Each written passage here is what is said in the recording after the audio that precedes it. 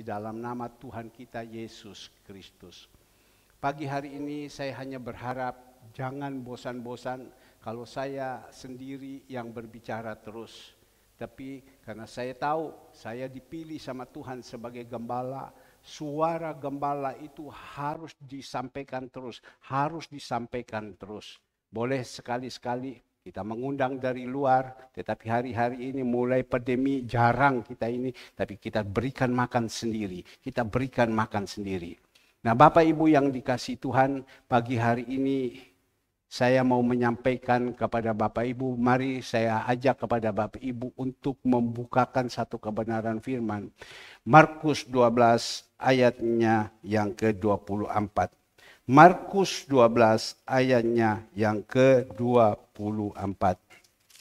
Ya, saya berharap betul-betul Bapak Ibu yang dikasihi Tuhan mengerti firman Tuhan. Sebab kalau kita tidak mengerti firman Tuhan, sayang sekali. Banyak anak-anak Tuhan, mereka datang beribadah kepada Tuhan. Mereka beribadah tapi mereka tidak mengerti isi Alkitab. Tuhan bilang sesat kalau sampai seperti itu. Markus 12 ayatnya yang ke-24. Jawab Yesus kepada mereka, kamu sesat justru karena kamu tidak mengerti kitab suci maupun kuasa Allah. Nah, inilah Bapak Ibu yang dikasihi Tuhan. Murid-murid berbicara kepada Tuhan kita Yesus Kristus tentang kebangkitan. Tapi mereka yang sudah mengikuti Tuhan, mereka tidak mengerti tentang kebangkitan itu. Bahwa satu saat Yesus akan bangkit dan menampakkan diri kepada umat-umatnya. Tapi mereka tidak mengerti. Maka itu Tuhan mengatakan, kamu sesat. Karena apa? Tidak mengerti isi Alkitab. Jadi kita jadi anak-anak Tuhan. Kalau mau supaya kita tidak sesat, jalan tidak salah, kita harus mengerti isi Alkitab. Dengan cara bagaimana? Merenungkan Taurat Tuhan siang dan malam. Itu yang dikatakan Raja Daud. Merenungkan Taurat Tuhan siang dan malam. Saya mau sampaikan pagi hari ini. Jam 3 saya sudah keliling putar gereja sambil saya olahraga. Habis itu selesai saya mulai duduk, saya mulai merenungkan lagi Taurat Tuhan ini. Membaca lagi, mempunyai supaya mendapatkan pengertian. Merenungkan Taurat Tuhan ini siang dan malam. Supaya kita tahu, waktu kita ketemu masalah, kita ketemu persoalan, kita tahu bahwa firman itu seperti ini. Ada kejadian-kejadian, contoh-contoh yang ada di dalam Alkitab. Nah, saat ini saya akan membawakan di dalam Roma 8 ayat 31. Roma 8 ayatnya yang 31. Coba saya ajak kepada Bapak Ibu supaya kita mengerti isi Alkitab ini. Roma 8 ayatnya yang ke-31. Semua sudah dapat ya. Roma 8, mengerti isi Alkitab tentu Bapak Ibu buka Alkitab. Tapi kalau Bapak Ibu tidak buka Alkitab berarti Bapak Ibu sama sekali nol, tidak dapat apa-apa. Sayang, hari-hari ini hari-hari yang penuh dengan kesusahan. Minyak mungkin minggu depan sudah naik. Sudah naik, Pertalite naik 2000 sekian. Biosolar juga tidak tahu naik apa tidak. Dan kita melihat akan terjadi kesusahan-kesusahan yang lebih lagi. Kemarin saya tanya kepada Ibu Nyok, mohon maaf, kenapa perpuluhanmu kok kecil dari hasil taburanmu untuk panti? Kenapa? Ya saya sebagai gembala bukan berbicara tentang perpuluhan. Tetapi saya didik mereka supaya mereka bisa melakukan kebenaran. Karena toh kembali lagi itu. Ya. Kenapa? Dia katakan kepada saya, Pak, buat mie ini Pak, biayanya besar sekali Pak. Mie coba Bapak hitung berapa harga. Telur ayam sudah naik. Ini minyak belum naik Pak. Telur ayam sudah naik. Mie sudah naik. Jadi hitung-hitung tipis sekali. Waduh. Saya tidak mau sampai dapur-dapur ini harus rugi. Mereka harus kerja bakti. Saya tidak mau. Oh iya. Tipis sekali, iya Pak. Telur sudah naik, semua sudah naik. Ya, ini kita ada dapat cukup banyak juga telur asin dikirim dari Malang kemarin sampai. Ya nanti kita akan bagi minggu depan. Telur ini sudah naik. Dia ngomong kayak begitu. Iya. Jadi gimana? Saya berpikir harus mungkin menambah lagi untuk supaya kasih kenaikan dari dapur-dapur ini. Bu Retno bilang, puji Tuhan. Tapi sejak katakan, Pak, kalau lauk itu masih untungnya banyak, Pak. Masa Cinyo? Kalau mie itu memang. Jadi ibu gembala ada di samping saya. Tanya, mie kau beli harga berapa? 1 kilo 16.000. Telur berapa? 1 kilo dah tahu berapa? 30.000 ke 29.000 atau 27.500. Ya. Tetapi lauk ini gimana? Untung apa tidak? Oh masih ada untung. Itu banyak Pak katanya. Oh ya sudah. Saya lega. Karena saya berpikir kalau sampai lauk juga rugi, terpaksa kita harus tambahkan dana lagi. Betul tak Bu Retno? Iya harus tambah Bu Retno. Iya betul itu Pak. Harus tambah lagi. Karena hari-hari ini adalah hari-hari yang susah. Penuh kesukaran-kesukaran. Apalagi ini sekarang semua pada mau naik, semua pada mau naik. Maka itu kita ini butuh kebenaran firman Tuhan. Nah kita melihat apa yang disampaikan di dalam Roma 31. Roma 31 tentang keyakinan iman. Dituliskan oleh Rasul Paulus kepada jemaat-jemaat yang ada di Roma. Sebab itu apa yang akan kita katakan tentang semuanya itu? Jika Allah di pihak kita, siapa yang akan melawan kita? Ia yang tidak menyayangkan anaknya sendiri, tetapi yang menyerahkannya bagi kita semua. Bagaimana mungkin ia tidak mengaruniakan segala sesuatu kepada kita bersama-sama dengan dia? Siapa yang akan menggugat orang-orang, dengar baik-baik, pilihan Allah? Allah yang membenarkan mereka. Siapa yang akan menghukum mereka? Kristus Yesus yang telah mati, bahkan lebih lagi yang telah bangkit, yang juga duduk di sebelah kanan Allah, yang malah menjadi pembela bagi kita. Siapa yang akan memisahkan kita dari kasih Kristus? Penindasan, kesesakan, atau penganiayaan, atau kelaparan, atau ketelanjangan, atau bahaya, atau pedang. Seperti ada tertulis, karena engkau kami ada dalam bahaya maut sepanjang hari. Kami telah dianggap sebagai domba-domba sembelihan. Tetapi dalam semuanya itu kita lebih daripada orang-orang menang oleh Dia yang mengakhirinya. Kita ambil di 29, atau kuasa-kuasa baik yang atasnya maupun yang di bawah, ataupun suatu makhluk lain tidak akan dapat memisahkan kita dari kasih Allah yang ada dalam Kristus Yesus Tuhan kita.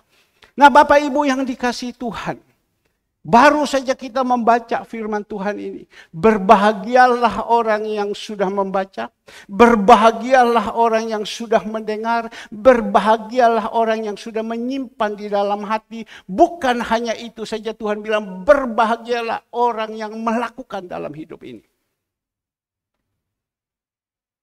Kenapa bisa dikatakan seperti ini? Karena kita tahu. Nah ini yang perlu kita belajar. Yang menuliskan ini siapa? Rasul Paulus. Rasul Paulus. Dia tuliskan kepada siapa? Jemaat-jemaat yang ada di Roma. Orang-orang Roma itu kaya-kaya loh. Kaya-kaya orang Roma. Saya pernah diizinkan pergi ke Roma. Kurang lebih 10 hari saya di sana dikelilingi. Dari Belanda turun ke Belgia, Belgia turun ke Prancis, Prancis Roma, Italia, putar di situ. Sampai saya beli satu jas, saya beli satu sepatu di Roma. Orang-orang kaya, barang-barang yang ada di sana itu barang-barang branded semua. Ya, tapi sekarang kita dengar Prancis ya sekarang dalam keadaan gulung guling, dalam keadaan susah, dalam keadaan kering. Dia termasuk ekonomi yang ada di dunia yang juga sekarang dalam keadaan susah. Pada waktu itu di Roma, dia berbicara. Karena apa? Kepada orang-orang ya, yang kaya-kaya yang ada pada waktu itu. Kenapa kaya-kaya? Mungkin mereka itu berontak, mereka itu melawan, mereka itu menggugat dan lain-lain segala semua. Kepada siapa? Kepada orang-orang pilihan Allah. Seperti siapa orang pilihan Allah? Kita melihat Rasul Paulus. Rasul Paulus itu orang yang dipilih Allah loh. Sekali lagi, Rasul Paulus itu adalah orang yang dipilih Allah. Kita coba buka. Nah ini, kalau kita mengerti firman Tuhan, kita tahu. Pasti kalau ada yang mengerti firman Tuhan, yang senantiasa khotbah, dia tahu ambilnya dari mana Rasul Paulus dipilih Allah. Ambil dari Kisah Para Rasul. Kisah Para Rasul 9, kita melihat di sini. Kisah Para Rasul 9, ya, Kisah Para Rasul 9, saya coba baca. Di dalam ayatnya 9 saya boleh baca ayat 9 dulu. Ya. Ayat 8 saya boleh baca. Kisah Para Rasul 9 ayat 8. Saulus bangun dan berdirilah lalu membuka matanya. Tetapi ia tidak dapat melihat apa-apa. Mereka harus menuntun dia masuk ke Damsyik. 3 hari lamanya ia tidak dapat melihat. 3 hari lamanya ia tidak makan dan tidak minum. Di Damsyik ada seorang murid Tuhan bernama Ananias. Firman Tuhan kepadanya dalam suatu penglihatan. Ananias jawabnya, inilah aku Tuhan. Firman Tuhan, marilah pergi ke jalan yang bernama jalan lurus. Dan carilah di rumah Yudas seorang dari Tarsus yang bernama Saulus. Ia sekarang berdoa. Dalam suatu penglihatan, ia melihat bahwa seorang yang bernama Ananias masuk ke dalam dan menumpangkan tangan ke atasnya supaya dapat melihat lagi. Tapi ingat, jawab daripada Ananias, Tuhan, dari banyak orang telah kudengar tentang orang itu, betapa banyaknya kejahatan yang dilakukan terhadap orang-orang kudus-Mu di Yerusalem. Dan ia datang kemari dengan kuasa penuh dari imam-imam kepala untuk menangkap semua orang yang memanggil namanya. Tetapi firman Tuhannya, pergilah sebab orang ini adalah alat pilihan bagiku untuk memberitakan namaku kepada bangsa-bangsa lain serta raja-raja dan orang-orang Israel. Aku sendiri akan menunjukkan kepadanya betapa banyaknya penderitaan yang harus ia tanggung oleh karena namaku. Nah, sampai di sini dulu Bapak Ibu yang dikasihi Tuhan, dan kita melihat di sini Tuhan katakan pergilah karena dia ini adalah umat pilihanku. Siapa umat pilihanku? Adalah Rasul Paulus. Sebelum dia jadi Rasul Paulus, dia jadi Saulus dulu. Ya. Sebelum dia jadi Rasul Paulus, dia jadi Saulus dulu. Saulus itu betapa bengisnya, betapa jahatnya. Ya. Dia tidak suka melihat orang-orang yang mengikuti Yesus. Ada orang-orang yang mengikuti Yesus, dia berusaha, dia membunuh. Dia tangkap dan dia masukkan ke penjara. Dikatakan di sini firman Tuhan, karena punya kuasanya yang namanya Saulus, ahli Taurat ini. Dia minta surat sakti kepada imam-imam untuk mau pergi ke Yerusalem. Dikasih surat sakti dari imam-imam ini, pergi ke Yerusalem. Dia naik kuda, ada pengawal, sampai dengan gagah perkasa. Di dalam perjalanan Bapak Ibu sampailah di Damsyik. Orang mau jalan pasti sampai di tujuan. Sampailah di Damsyik. Pada waktu sampai di Damsyik kita melihat Tuhan ya langsung menyinari dia. Tuhan langsung hadang dia. Tuhan langsung cegat dia dengan sinar kemuliaan daripada Tuhan. Dia tidak tahan melihat di situ, langsunglah dia jatuh. Dia tidak kuat. Dia sempat berteriak, siapa kau? Siapa kau? Kita boleh baca 31 terus. Siapa kau? Siapa kau? Dia katakan, aku Tuhan. Aku Yesus. Saya salah apa kepada engkau, Yesus? Sehingga engkau buat sama saya seperti ini. Kenapa engkau menganiaya aku? Kenapa engkau menganiaya aku? Dan disitulah kita melihat apa yang dikatakan. Ya. Kapan saya menganiaya kamu? Murid-muridku. Pengikut-pengikutku, engkau bunuh mereka. Engkau masukkan penjara.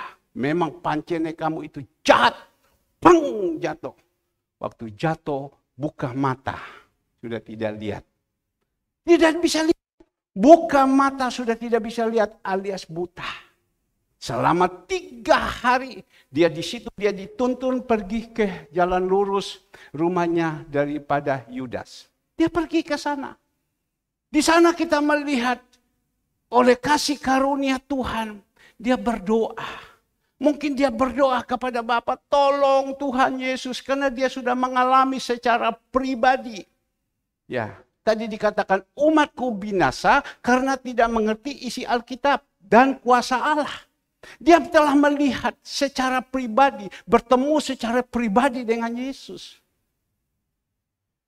Di situ kita melihat secara pribadi, dia sudah tahu Tuhan Yesus, dia berdoa. Dia berdoa, dan pada waktu itu dia berdoa, Tuhan suruh kepada siapa? Ananias. Ananias, kamu pergi ke jalan lurus. Di situ ada rumah daripada Yudas. Di situ ada satu orang yang namanya Saulus. Pergi dia. Tapi Ananias mengatakan, Tuhan, Tuhan, kenapa kau suruh saya? Itu orang jahat, Tuhan. Itu orang jahat. Ya. Saya sudah dengar di mana-mana. Dia itu orang jahat. Malah dia minta surat-surat sakti untuk pergi ke Yerusalem. Mau membunuh kepada orang-orang yang ada di sana. Kalau tidak dapat dipenjarakan lagi. Tuhan bilang, sudahlah. Engkau pergilah ke sana. Karena apa? Di dalam ayat 15 coba dikeluarkan. Ayat 15 tapi di 14 dan 14 dulu, dan ia datang kemari dengan kuasa penuh dari imam-imam kepala untuk menangkap semua orang yang memanggil namanya. Tetapi firman Tuhan kepadanya, pergilah sebab orang ini adalah alat pilihan bagiku untuk memberitakan namaku kepada bangsa-bangsa dan serta raja-raja dan orang-orang Israel. Pergilah, karena dia ini adalah umat pilihanku. Alat pilihanku, ini adalah orang yang dipilih sama Tuhan. Kita juga umat pilihan Allah, imamat rajani. Tuhan pilih kepada kita, supaya kita juga dipakai untuk memberitakan. Tinggal sekarang kita mau enggak dipakai menjadi pemberita-pemberita Injil. Dipilih. Maka itu orang yang sudah dipilih sama Tuhan seperti Saulus ini, dia katakan kepada pengikut-pengikutnya, Roma 8 ayat 31. Sudahlah, kamu jangan takut, kamu jangan khawatir. Kalau Tuhan di pihak kita, siapa melawannya? Orang-orang Roma yang ada itu pengikut-pengikut Kristus, berjemaat-jemaat yang ada, sudahlah. Orang-orang Roma yang ada yang tidak takut akan Tuhan akan menggugat kamu.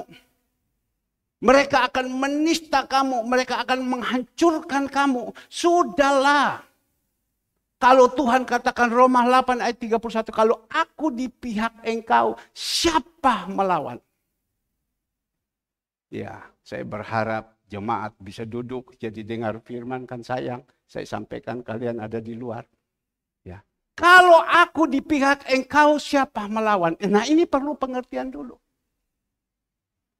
Umat pilihan yang sudah dipilih, yang dipakai. Kita tahu Efesus 4 ayat 11. Di dalam satu gereja, ya, ada orang-orang yang sudah dipilih sama Tuhan untuk memimpin di dalam ibadah. Efesus 4 ayatnya yang ke-11. Dan ialah yang memberikan baik rasul-rasul, maupun nabi-nabi, baik pemberita-pemberita Injil, maupun gembala-gembala, pengajar-pengajar. Nah, ini kita melihat ada 5 yang diberikan sama Tuhan. Dan saya merenungkan, saya belajar, paling berat ini gembala. Kalau di sini kita melihat ialah yang memberikan rasul-rasul. Rasul Paulus itu diberikan sebagai rasul. Tetapi di sini ada pemberita Injil dulu. Dia beritakan firman Tuhan, sudah dimenangkan, dan di situ kita melihat dibawakan ya Rasul Paulus membukakan tempat ibadah gereja. Dan di situ kita melihat ada nabi-nabi yang dipakai untuk menegur dosa-dosa di dalam gereja, menegur dosa-dosa orang. Jadi nabi-nabi seperti Nabi Yesaya, Nabi Yeremia, banyak nabi-nabi lagi, Nabi Elia, ya di situ banyak ya, dipakai untuk menegur dosa-dosa. Sesudah itu semua di dalam gereja ada gembala. Gembala ini tugasnya apa? Untuk menggembalakan domba-domba. Dah gampang. Panggilan si orang gembala itu susah. Kalau bukan panggilan, dah mau. Ya. Seperti sebentar kita akan belajar siapa Musa. Ya. Kita akan belajar dulu tentang satu tokoh, siapa Musa. Dia dipanggil sama Tuhan sebagai gembala. Tidak gampang Bapak Ibu. Tidak gampang jadi seorang gembala. Di apapun kita harus sabar. Di apapun kita harus sabar. Dibuat apapun kita harus terima. Terima saja. Dan apa yang Tuhan, kalau dalam perjanjian lama dulu, gigi ganti gigi. Kau berbuat saya jahat, saya balas kamu dengan jahat. Tapi sekarang sudah di dalam Tuhan, tidak bisa begitu lagi. Kamu boleh berbuat jahat apapun.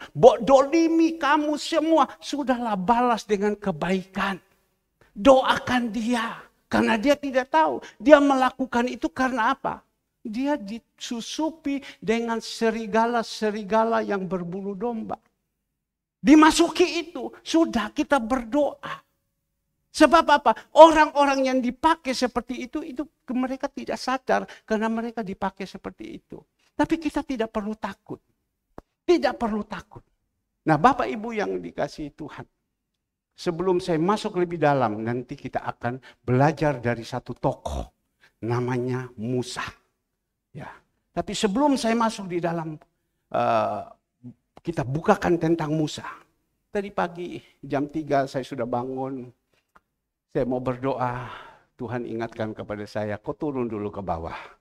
Berturun di bawah, saya sambil olahraga, saya putar ini gereja, terus sampai saya olahraga, saya putar, saya terapi, dan lain-lain, segala semua tangan saya putar kiri. Waktu saya putar, di sini sampai di sebelah situ, Tuhan taruh di dalam hati saya. Nggak gampang loh, orang bisa ada di sini. Saya yang tahu susah payahnya. Cuma Tuhan taruh sama saya di sini. Tidak gampang loh. Orang yang bisa ada di sini. Tidak pilihan, tidak bisa. Kaget saya. Kenapa saya kaget? Saya kan tahu keadaan saya. Tidak mungkin Tuhan bisa percayakan saya ada di sini. Tuhan bilang, kau lihat di dalam. Tidak gampang loh. Kalau bukan pilihan itu tidak gampang. Saya teringat apa yang dikatakan pengkhotbah di dalam doa pagi. Salomo bilang, sia-sia. Dengan susah payah saya cari. Saya bekerja dengan susah payah. Tapi silih berganti, saya mati. Nanti ada yang pengganti lagi. Saya mati, ada yang pengganti lagi. Jadi susah payah Salomo yang melakukan. Tapi di situ ada yang menggantikan lagi. Tetapi yang menggantikan, yang bisa menduduki itu pasti orang yang dipilih Tuhan. Pasti orang yang dipilih Tuhan. Sebab Salomo sudah meninggal. Atau saya sudah dipanggil Tuhan. Saya tahu dipanggil Tuhan pasti ada generasi penerus. Siapa generasi penerus saya tidak tahu. Pasti orang yang dipilih Tuhan. Tidak gampang loh. Bisa ada di sini. Ya, Pak, kenapa? Susah ya? Tidak. Ini tempat yang nyaman, dia ada di rumah Tuhan. Mazmur 23, 133 ayat 6. Coba, Mazmur 133 ayat 6. Ya, Mazmur 133 6. Bisa atau tidak ada? Atau Mazmur 123 ayat 6. 23, engkau akan selama-lamanya ada di rumah Tuhan. Mazmur 123 ayatnya yang ke-6. Ada juga tidak?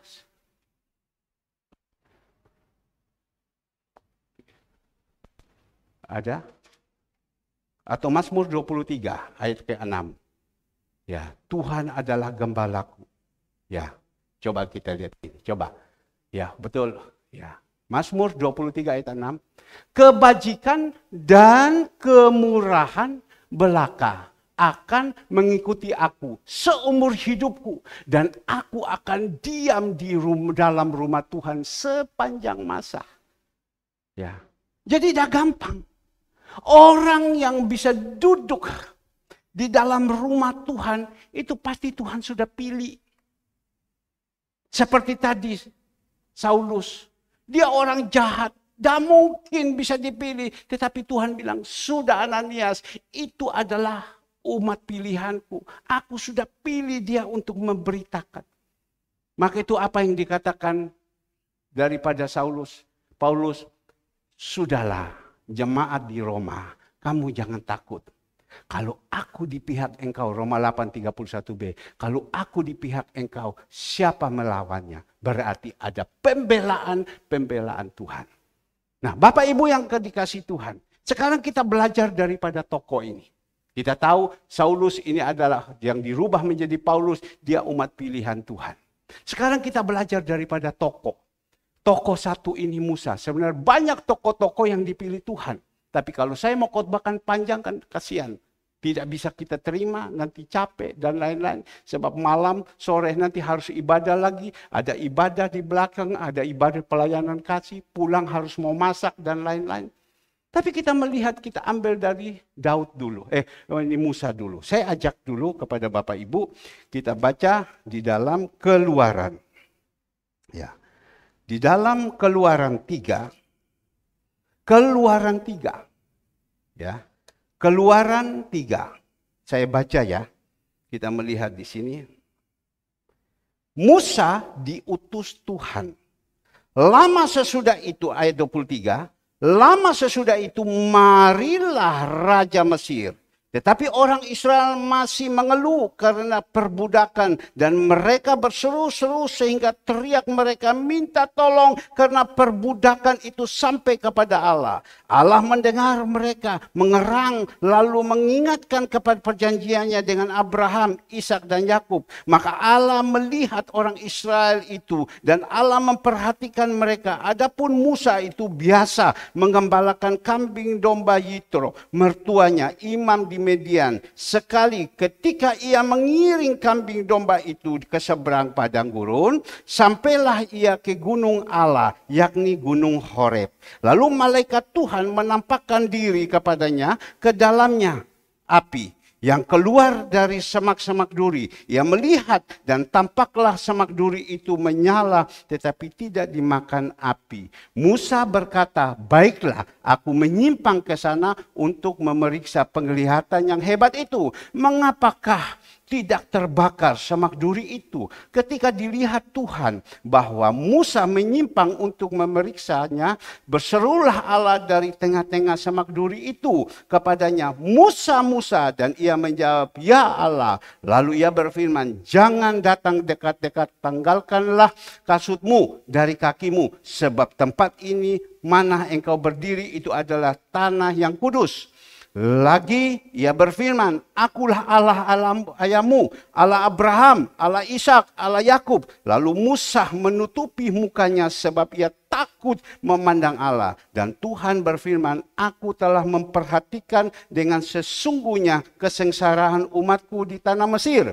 Dan aku telah mendengar seruan mereka disebabkan oleh pengerah-pengerah mereka. Ya, aku mengetahui penderitaan mereka. Sebab itu aku telah turun untuk melepaskan mereka dari tangan Mesir dan menuntun mereka keluar dari negeri itu ke suatu negeri yang baik dan luas, suatu negeri yang berlimpah-limpah susu dan madunya, ke tempat orang-orang Kanaan, orang Het, orang Amori, orang Persis, dan orang Hewi dan orang Yebus. 9, kita lihat baik-baik. Sekarang seruan orang Israel itu telah sampai kepadaku, juga telah kulihat betapa kerasnya orang Mesir menindas mereka. Jadi sekarang kita lihat apa yang Tuhan pesankan. Pergilah, aku mengutus engkau. Ayat 10.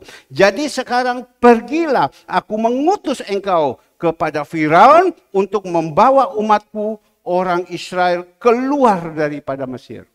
Musa yang sudah diutus sama Tuhan. Kita tahu cerita ini. Musa sedang mengembalakan. Papa mertua punya hewan beberapa ekor. Dia sedang menggiring, tiba-tiba dia melihat kok ada di situ, di semak itu ada api yang luar biasa menyala. Musa sebenarnya tidak mau menuju ke situ. Musa jalannya lain. Tapi dia lihat itu, kok aneh ya. Luar biasa. Kita tidak bisa membayangkan Allah ada di situ. Dan Musa berusaha untuk datang mendekatkan. Sampai di situ dia melihat apa yang dikatakan Allah kepada dia. Musa, jangan kau dekat di tempat ini. Sebab ini tempat kudus. Ini tanah yang suci. Ayo jauh kamu.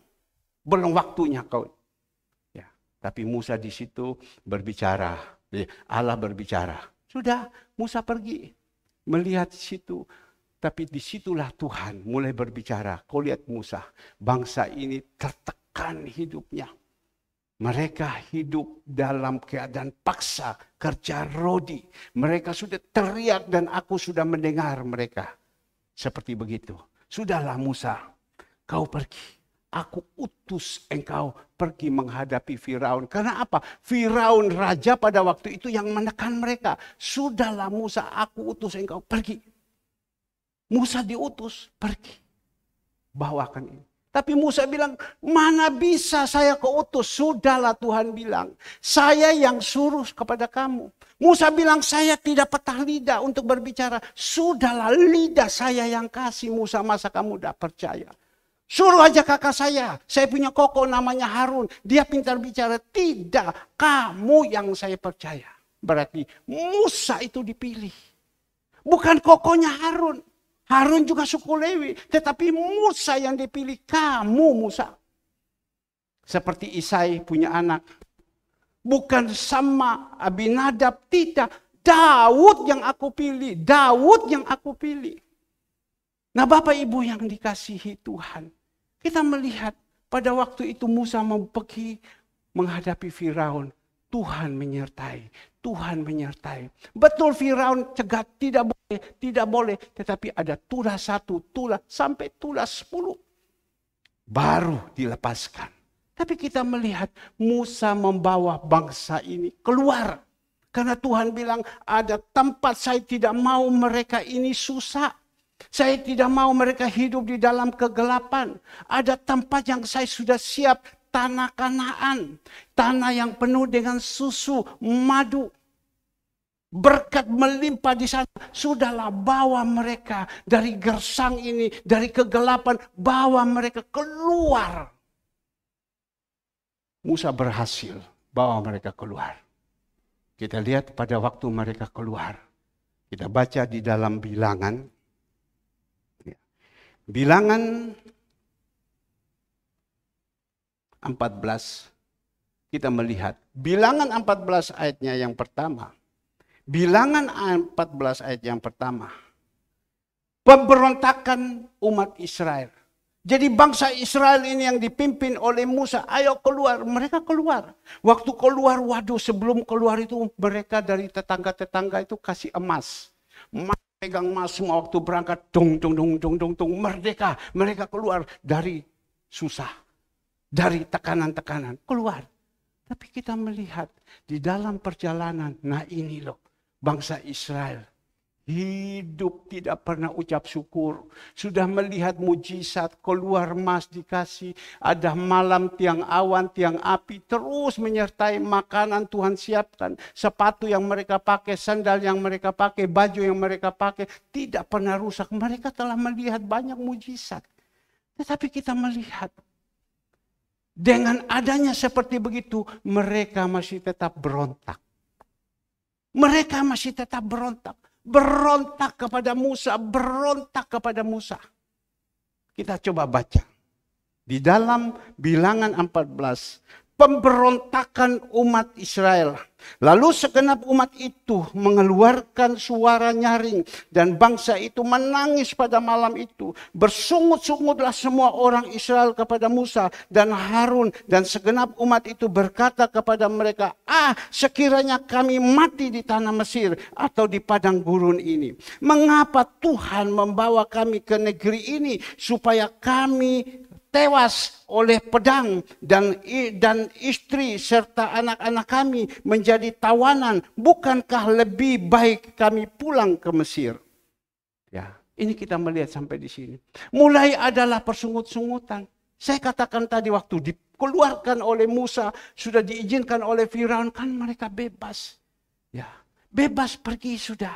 Cuma kan pasti ada larangan. Seperti kita sekarang ini ikut Tuhan harus menyangkal dan pikul salib setiap hari. Ada salib-salib yang kita harus hadapi.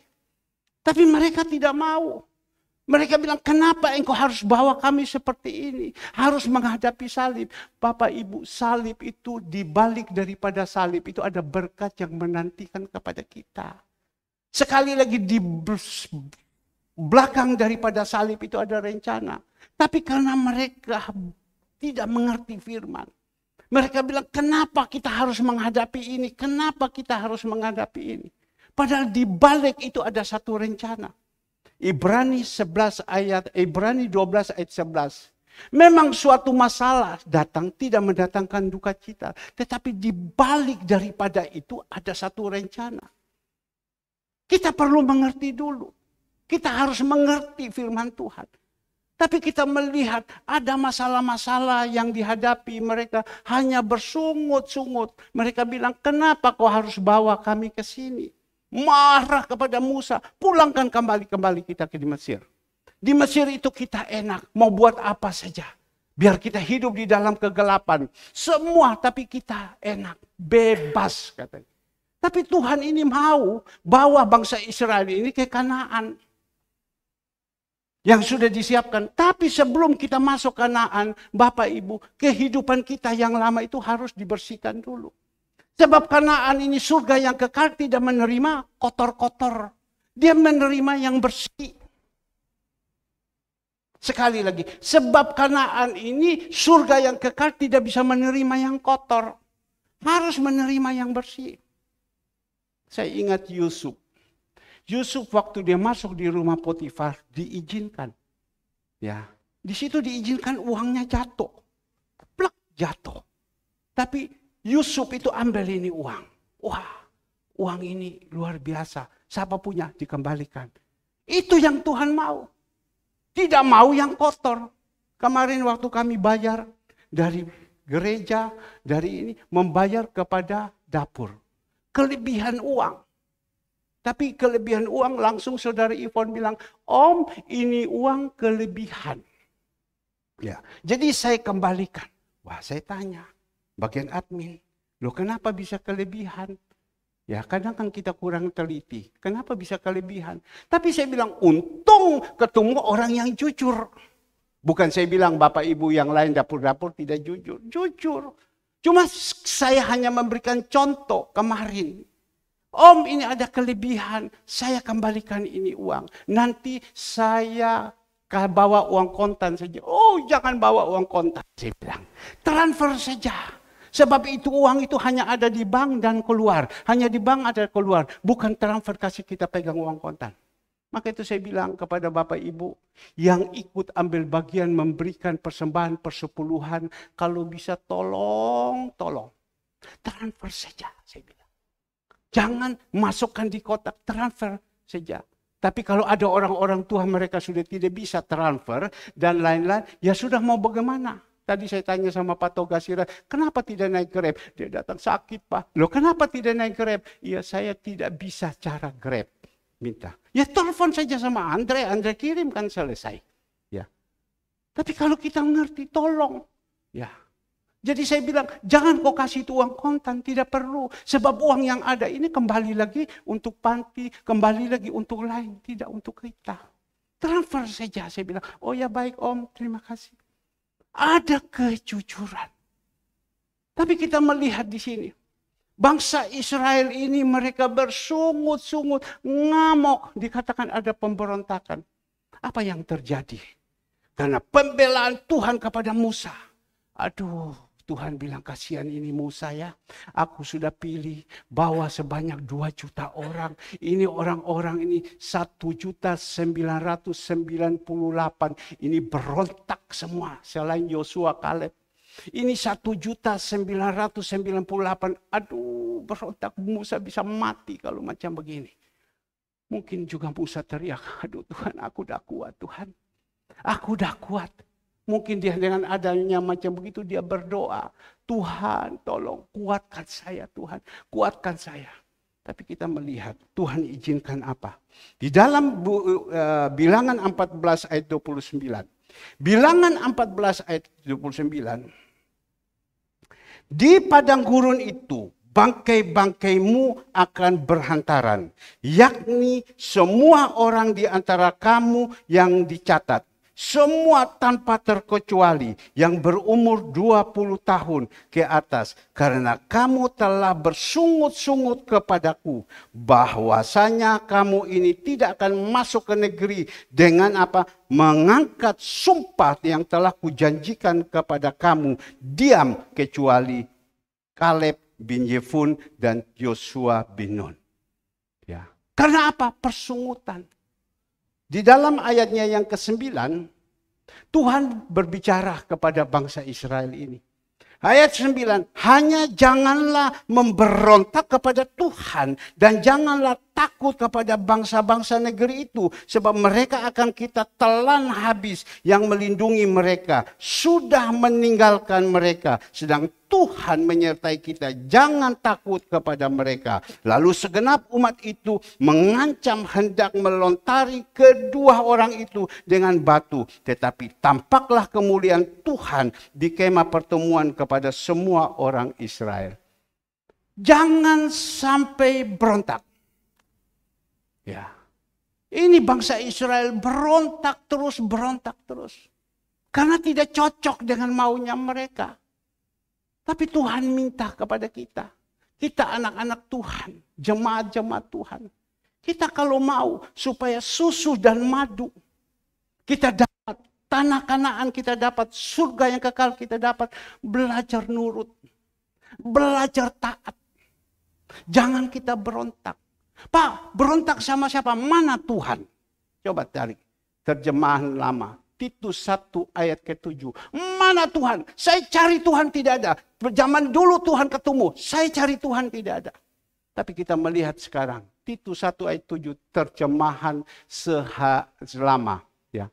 Karena seorang gembala sidang sebagaimana wakilnya Allah. Tiada harus bercela. Jangan ia beraja di hati. Jangan lekas marah. Jangan menjadi pemabuk. Jangan menjadi perkelahian. Jangan mencari laba yang keji. Seorang gembala sidang, Bapak Ibu, terjemahan lama, dia adalah wakilnya Allah. Di dalam gereja ini seorang gembala sidang. Tapi gembala sidang ini harus gembala sidang yang genah. Yang betul-betul hidupnya dia mengabdi kepada Tuhan. Dia setia kepada Tuhan. Tapi kita melihat kembali lagi. Musa, dia semua berontak. Tuhan izinkan apa? 1998 itu mati di padang gurun. Mati seperti begitu saja. Tidak ada yang menolong mereka. Mati dimakan binatang. Mati dimakan binatang. Orang mati itu harus dikuburkan. Tapi ini tidak. Mati dimakan binatang. Mati dimakan binatang. Nah, ini satu pembelajaran untuk kita. Musa orang yang dipilih Tuhan. Tapi kita lihat bangsa Israel serang kepada dia. Serang kepada dia. Apa yang Tuhan izinkan? Izinkan mereka mati di padang gurun. Makan binatang liar, binatang hutan. Dimakan oleh set-set yang ada. Ya. Manusia kalau sudah mati, dibuat macam gitu, yang datang apakan lalar, datang ambil, makan. Rasanya kita ini mohon maaf seperti RW, tidak ada harganya. Ya. Padahal manusia ini ada harga. Kita melihat Brigadir Yosua, ya, dia ditembak, di situ masih diurus terus. Karena apa? Dia itu adalah biji matanya Tuhan. Diurus sampai jenderal pun diturunkan. Karena berharga sekali. Kita ini manusia ini berharga, biji matanya Tuhan. Tapi kita melihat Tuhan izinkan. Mereka tidak berharga lagi. Mereka diizinkan mati di padang gurun. Saya berdoa, Bapak Ibu. Ini pengertian firman kita mengerti. Sekarang yang saya mau ambil, yang kedua. Kita melihat, tadi sudah berbicara di dalam ayat 14. Sekarang kita berbicara lagi, ya, yang mana kita melihat pemberontakan.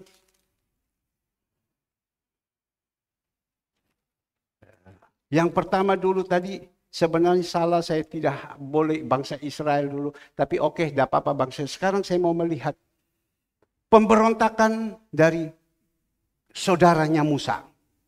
Di dalam pemberontakan Miriam dan Harun, Bilangan 12. Bilangan 12, Miriam serta Harun mengatai Musa berkenan dengan perempuan Kus yang diambilnya, sebab memang ia telah mengambil seorang perempuan Kus. Kata mereka, sungguhkah Tuhan berfirman dengan perantaran Musa saja? Bukankah dengan perantaran kita juga? Ia berfirman, dan kedengaranlah hal itu kepada Tuhan. Adapun Musa ialah seorang yang sangat lembut hatinya, lembut dari setiap manusia yang di atas muka bumi. Sampai di sini dulu Bapak Ibu. Kita melihat Musa, ya, dia punya saudara. Musa punya koko, Musa punya abang, Musa punya kakak, namanya Harun. Musa punya kakak lagi namanya Miriam. Ya, kakak perempuan Miriam. Mereka mengatai Musa. Betul, Musa ini kan paling kecil. Mereka mengatai. Ini kan kakak beradik. Mereka mengatai. Karena Musa mungkin salah ambil perempuan Kus. Urusan Musa salah dan tidak. Itu urusan dia dengan Tuhan. Koko, Cece, Meme, Titi tidak berhak untuk berbicara kepada dia. Karena dia ini umat Tuhan. Kalau dia sudah salah, urusan dia sama Tuhan, Tuhan gantung dia lebih berbahaya lagi. Tapi kita melihat mereka mengata-ngatain. Disitulah dengarlah Tuhan di dalam ayat yang kedua. Kata mereka, sungguhkah Tuhan berfirman dengan perantaran Musa saja? Sungguhkah Musa berfirman dengan perantaran Musa saja? Bukankah dengan perantaran kita juga? Ia berfirman, dan kedengaranlah hal itu kepada Tuhan. Tuhan dengar. Kalau kita mengatai-katai, saudara-saudara mengatai, ya seperti Harun, Miriam mengata-ngatain, ya. Apakah dia saja yang dipakai? Saya tidak. Kan banyak terjadi seperti ini. Dia saja yang dipakai, saya tidak. Pak, Bu, jemaat Tuhan yang dikasih, kita melihat ada tanda-tanda. Orang yang sudah dipilih jadi gembala, ya. Itu ada tanda. Dia sudah tidak kepingin lagi itu urus itu dunia. Dia hanya berpikir bagaimana saya bisa memperhatikan anak-anak saya. Bagaimana anak-anak saya ini bisa baik. Bagaimana saya bisa menolong mereka. Bagaimana saya bisa berbuat baik. Itu tanda-tanda. Kalau gembala yang masih tetap di rumah Tuhan. Masih tetap juga urusan dunia dan lain-lain. Itu mungkin masih setengah-setengah.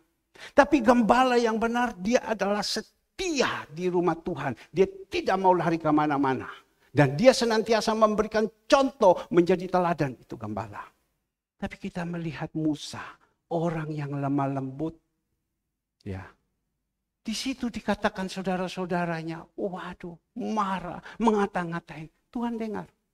Apa yang terjadi Bapak Ibu? Coba kalau bisa kita coba baca. Supaya kita tahu, jangan kita salah jalan. Apa yang terjadi? Tuhan bilang kepada mereka, coba saya akan baca di dalam ayat 4.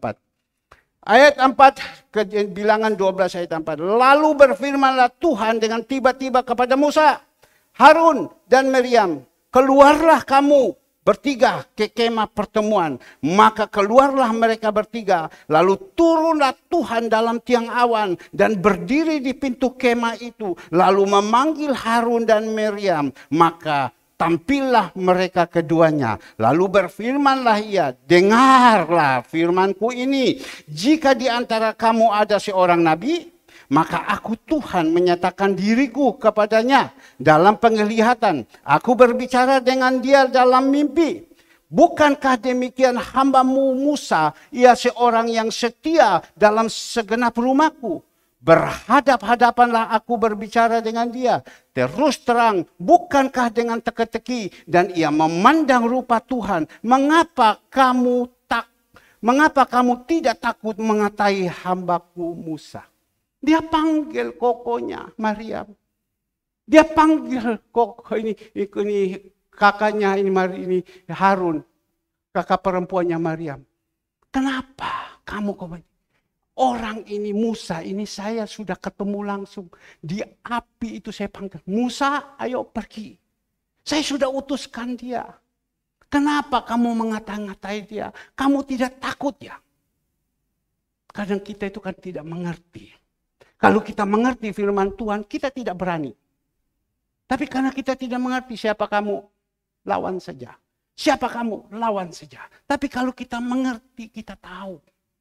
Kita tahu, oh ini yang diurapi Tuhan. Ini urapi Tuhan. Kita tidak berani mengata-ngatain, menggosipi dia tentang dia. Tidak berani.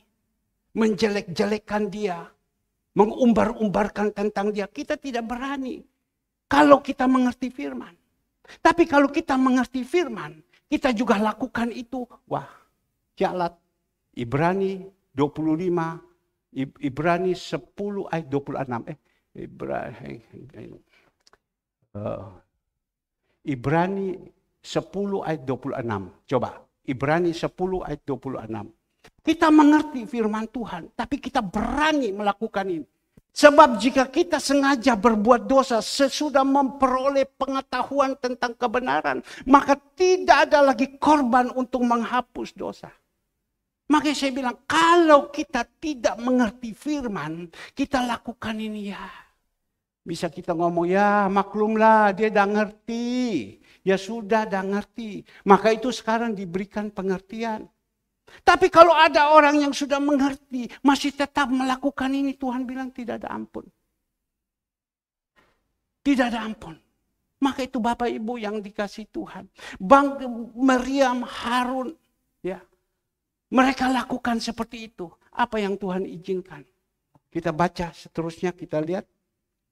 Di dalam ayat 9, sebab itu bangkitlah murka Tuhan terhadap mereka, lalu pergilah ia. Dan seketika awan telah naik ke atas kemah, maka tampaklah Miriam kena kusta putih seperti salju. Ketika Harun berpaling kepada Miriam, maka dilihatlah bahwa dia kena kusta. Lalu kata Harun kepada Musa, Tuanku, jangan kiranya timpakan kepada kami dosa ini yang kami perbuat dalam kebodohan kami. Sadar Harun. Dia mengata-ngatain kepada Musa, orang yang dipilih sama Tuhan itu adalah kebodohan. Sadarlah.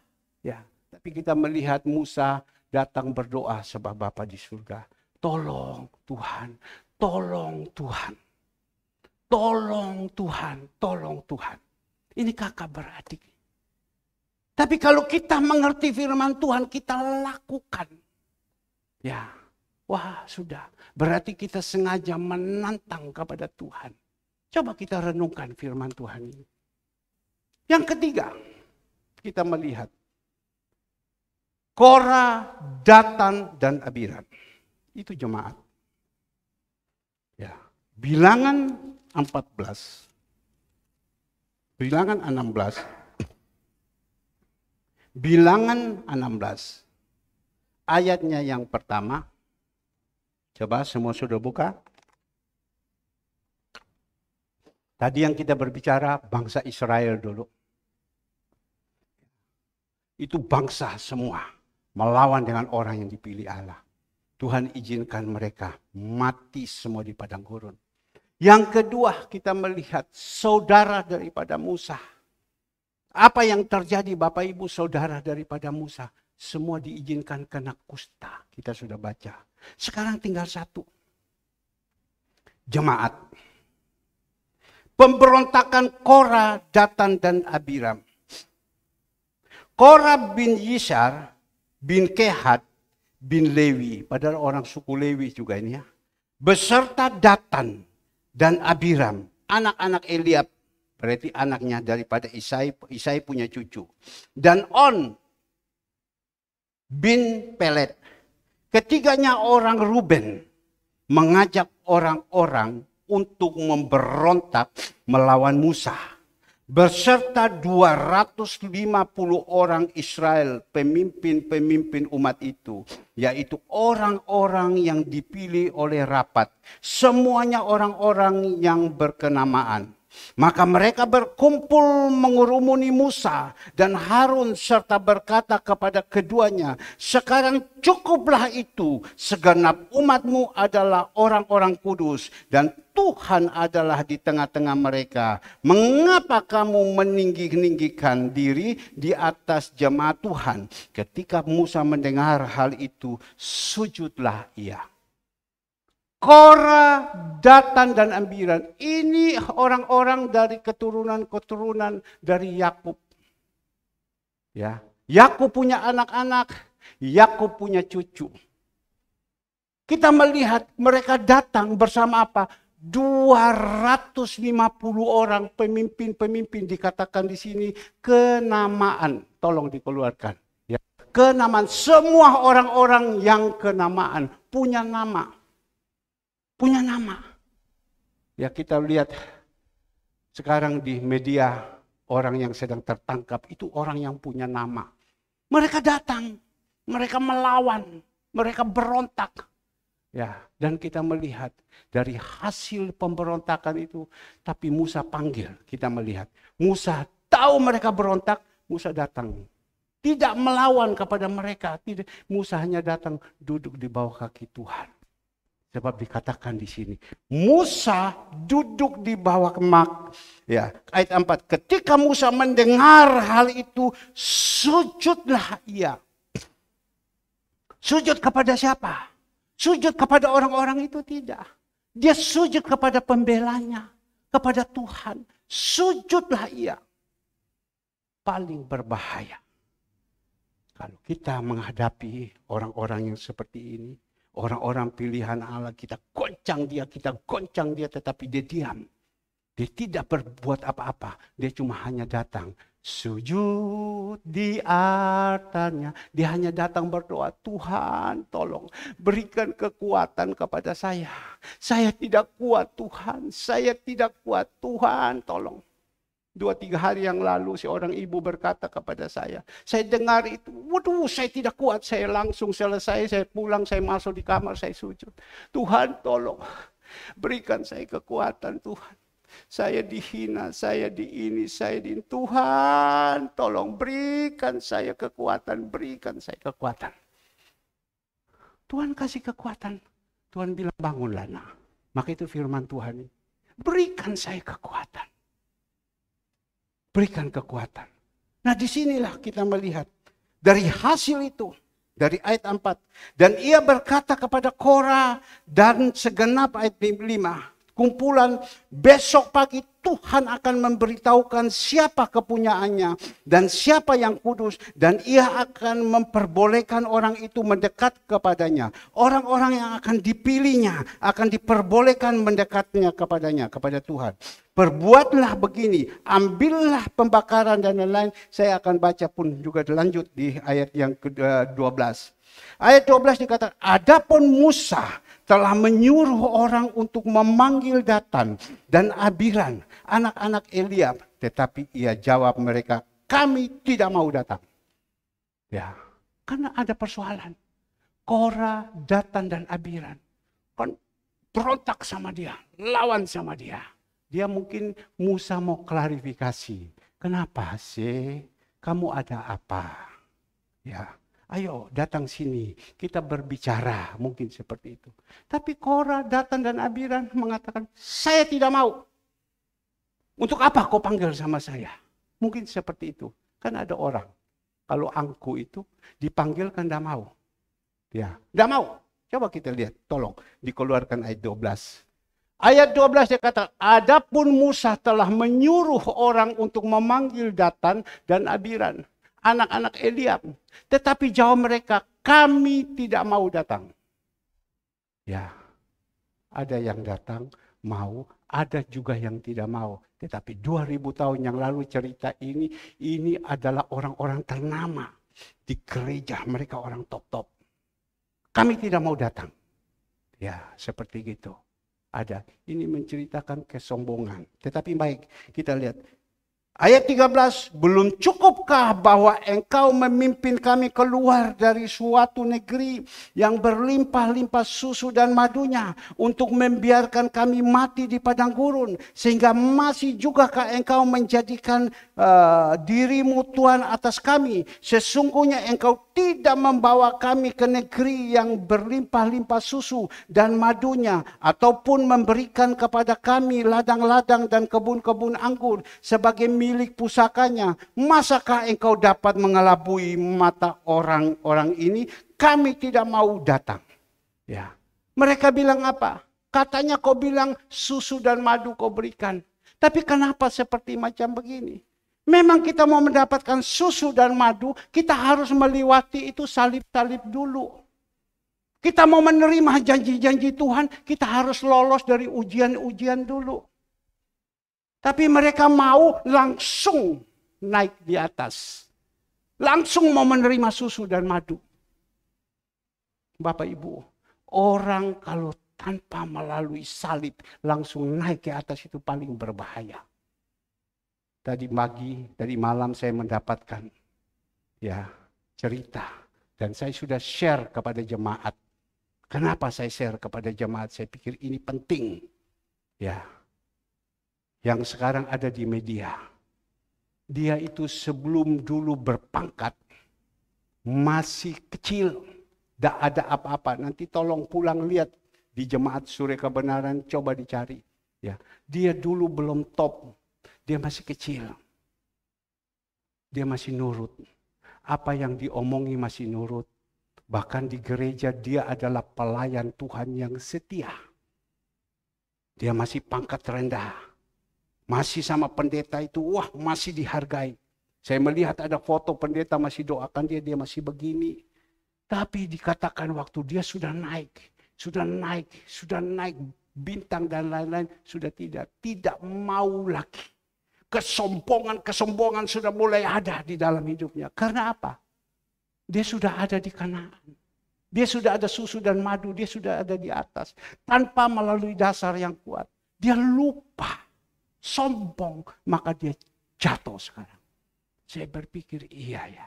Coba nanti pulang dilihat di jemaat Suri Kebenaran, itu ada cerita itu. Dengan foto-foto yang jelas. Tapi kita melihat ini, dia bilang, kenapa kamu lihat? Ya, kita dijanjikan susu dan madu, kenapa kita harus susah? Bapak Ibu, sebelum kita ada di atas, kita diizinkan diproses dulu. Kalau kita tidak diizinkan diproses, bagaimana? Nanti dibangun rumah itu tidak kuat, fondasinya tidak kuat, kita jatuh. Kita di atas kan bisa jatuh. Tempat kami sudah disondir. Kedalaman 24,6 meter baru dapat batu yang kuat. Jadi berarti kita harus pancang 24 meter sekian. Semua mereka katakan insinyur, Pak ini harus dipancang dan lain-lain. Saya hubungi bagian tes tanah, ya dia bilang harus. Tetapi saya ada orang, dia juga dosen, dia S3.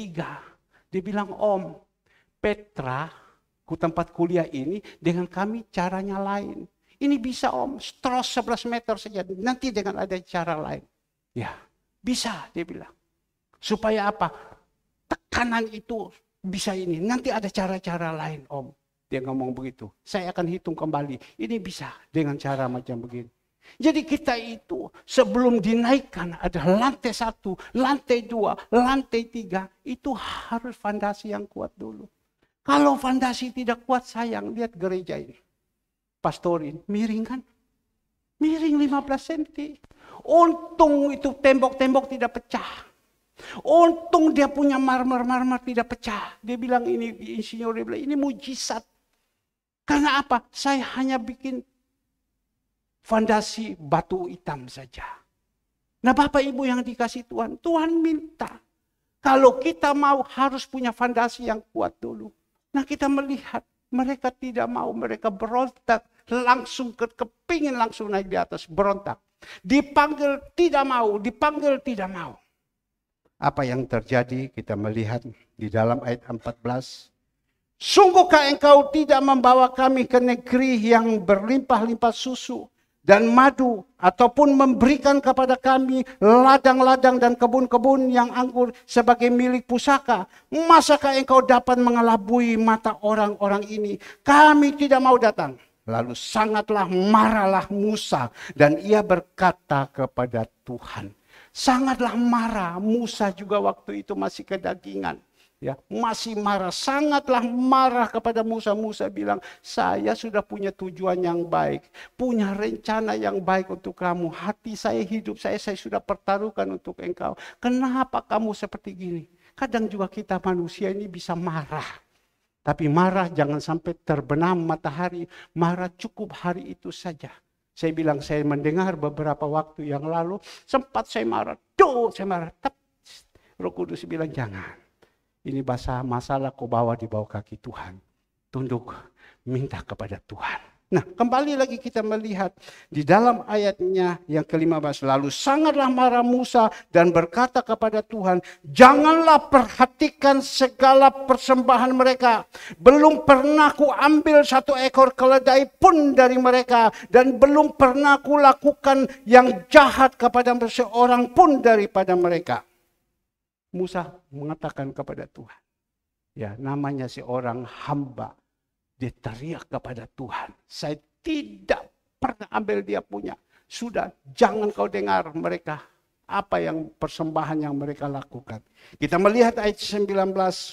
Ketika Korah mengumpulkan segenap umat itu. Melawan mereka berdua di depan pintu gerbang pertemuan, tampaklah kemuliaan Tuhan kepada segenap umat itu. Kita lihat pembelaan Tuhan kepada Musa. Lalu berfirmanlah Tuhan kepada Musa dan Harun, pisahkanlah dirimu dari tengah-tengah umat itu, supaya kuhancurkan mereka dalam sekejap mata. Itu pembelaan Tuhan. Kita tidak boleh doakan, ya, Korah, Datan dan Abiram dihancurkan. Jangan. Kalau sampai dihancurkan, kasihan. Tapi di sini kita melihat akan kuhancurkan mereka terhadap segenap perkumpulan itu. Maka berfirmanlah Tuhan kepada Musa, katakanlah kepada umatku itu, pergilah dari sekelilingi tempat kediaman Korah, Datan dan Abiram. Lalu pergilah Musa kepada dia dan Abiram dan para tua-tua Israel mengikuti dia. Nah, kita melihat Bapak Ibu yang dikasih Tuhan, saya lompat di dalam ayat 31. Baru saja ia selesai mengucapkan segala perkataan itu, maka terbelahlah tanah yang dibawa mereka. Dan bumi membuka mulutnya dan menelan mereka dengan seisi rumahnya. Dan dengan semua orang yang ada pada Korah dan dengan segala harta miliknya.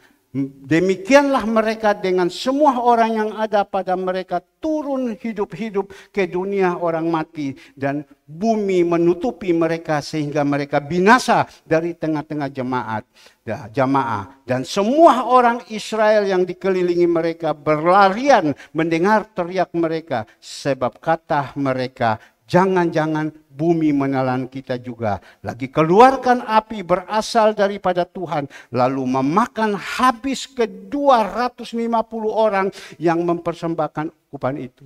Ke 250 orang yang ikut dengan Korah, Datan dan Abiram.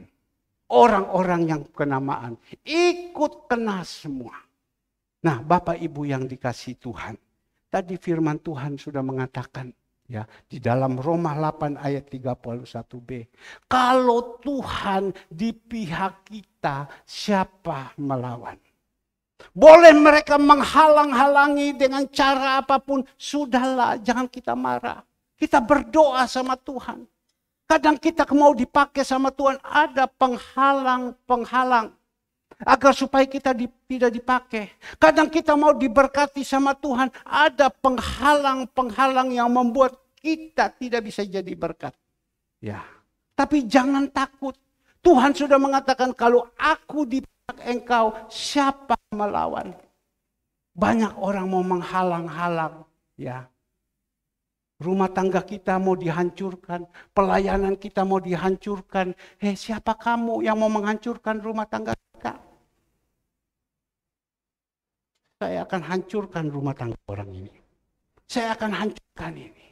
Siapa? Tuhan bilang, kalau aku di pihak engkau, siapa melawannya?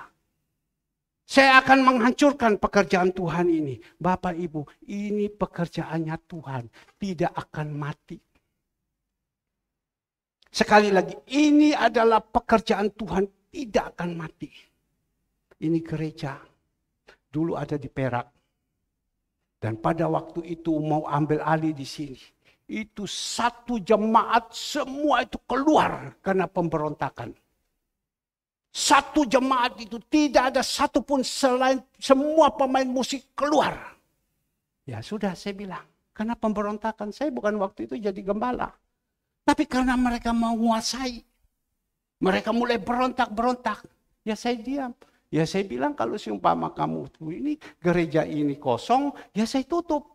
Saya kan masih jadi pengusaha, ya saya tutup saja, tidak apa-apa. Di Perak Timur dulu kan lantai 3 saya bukakan untuk tempat ibadah. Ya sudah, saya tutup saja. Tapi Bapak Ibu yang dikasih Tuhan, minggu depan, ibadahnya jam 4, saya tidak tahu. Jam 2 Tuhan sudah bangunkan saya. Kamu datang ke gereja. Saya berpikir itu sudah kurang lebih 10 menit atau 15 menit jam 4. Jam 2 Tuhan sudah bawa. Saya dibutakan mata saya. Ternyata jam 2 saya datang berdoa. Berdoa di situ. Orang jemaat tidak ada. Semua sudah pergi. Tuhan hanya taruh sama saya berdoa. Jangan kau takut.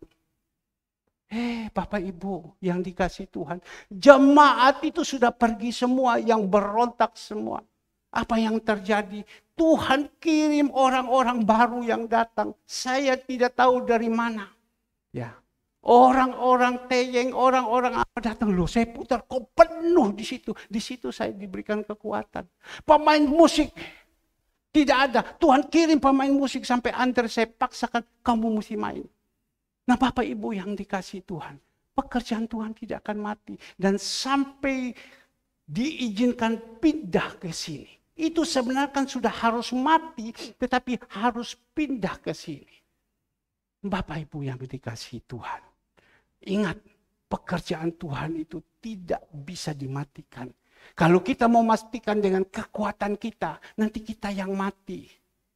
Maka itu kita diajarkan. Kebenaran firman kita tahu. Kita dukung terus pekerjaan Tuhan. Masih pun kalau ada kesalahan. Ya, kita maklumi. Dan kita melihat gembala ini. Lihat buahnya. Jangan kita melihat yang lain. Kita lihat buahnya. Kalau buahnya benar, itu berarti dia berkenan. Senantiasa saya katakan. Kelapa itu kita lihat. Hasil buahnya bagaimana. Manis. Sebentar sore Bapak Ibu datang. Ada diturunkan kemarin, saya ada muat di grup. Sekian puluh buah kelapa. Tuhan hanya taruh di dalam hati saya. Turunkan kelapa. Saya tanya sama Agus. Agus, kelapa masih ada? Tidak ada Bapak, dia bilang. Kalau Mama Daud yang ada, dia bilang ada. Sebab sama-sama satu kampung. Dia punya mama, dia bilang. Tidak ada Bapak, dia bilang. Saya bilang, Agus, engkau Tuhan Yesus atau kau sebagai apa? Ya tidak ada, dia bilang, Bapak. Kau cari, Gus. Karena Tuhan ada pesan. Turunkan kelapa, itu iman. Ya, potong dia, kasih saudari Ivon, semua dan bikin minuman untuk nanti sore.